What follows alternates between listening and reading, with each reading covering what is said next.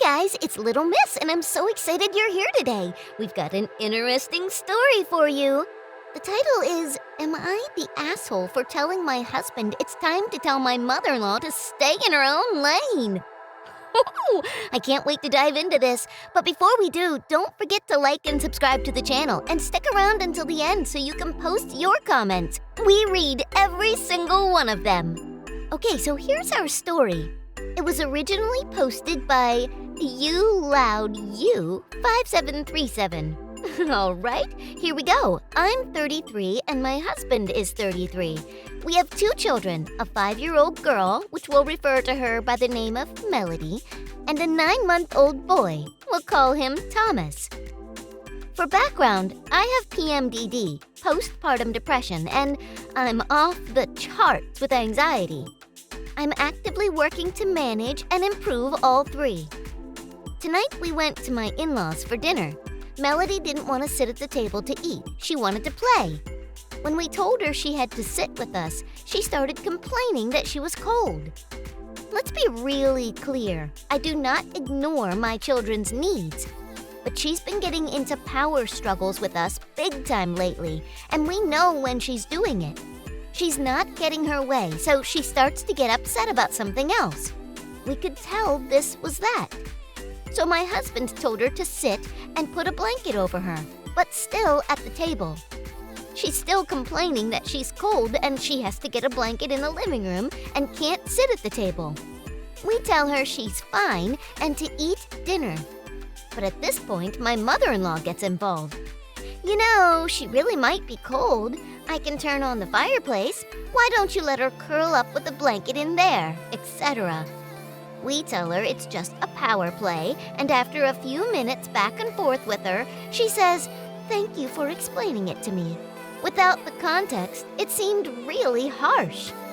Context or not, we should not have to explain our parenting decisions, and you should not undermine us in front of our kids.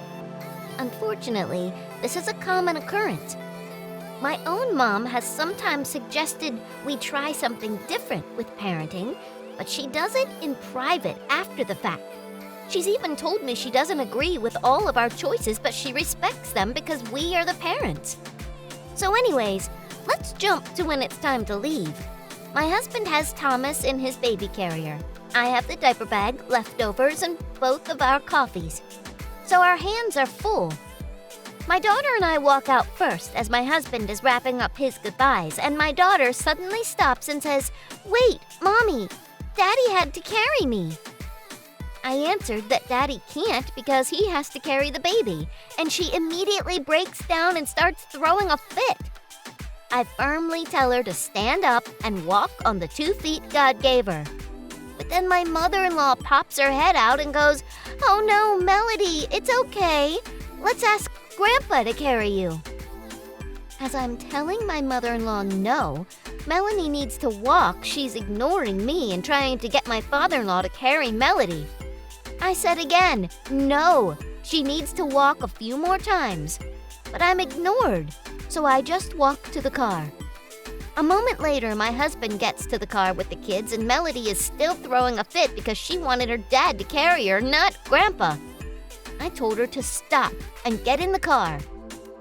Once we were driving home, I told my husband that he needs to say something to his mom, and that she really needs to stay in her lane because what she's doing is undermining us as parents and triggering my anxiety.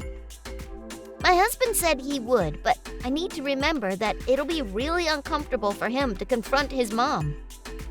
Now I feel like the asshole. But something needs to be said, and I don't know if it's better to handle it myself or have my husband do it. And now I'm stressed, but also dreading seeing my in-laws again because I feel like crap and super anxious every time we leave.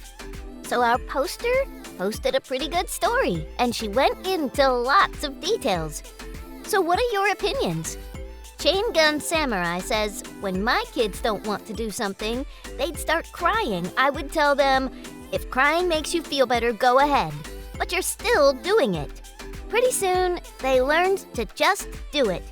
She's definitely overstepping her bounds, though. You're not the asshole. The original poster actually replied to this commenter and said, "That actually sounds perfect to me. Thank you for that. Not to be mean, but I don't care if she cries. Little girl, big emotions, limited vocabulary, and no impulse control. Let it out, kid. But let it out while you do what you were told to do." Another commenter, the Bear of Wisdom, says, "I see what you mean. Like you don't mind if she's feeling emotional. I was never told not to cry as a little kid. It's kind of messed up to control their emotions. They're small and don't know how to handle it yet. But you're right in that your request wasn't unreasonable or wrong.